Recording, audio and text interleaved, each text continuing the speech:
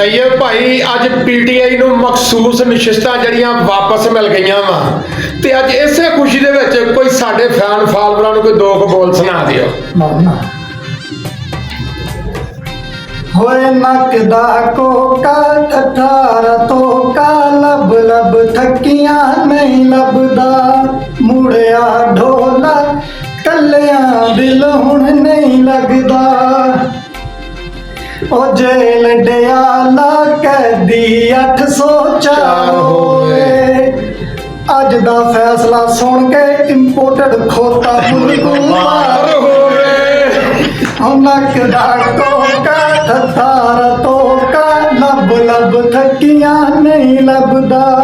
ਮੁੜਿਆ ਢੋਲਾ ਕੱਲਿਆਂ ਦਿਲ ਹੁਣ ਨਹੀਂ ਲੱਗਦਾ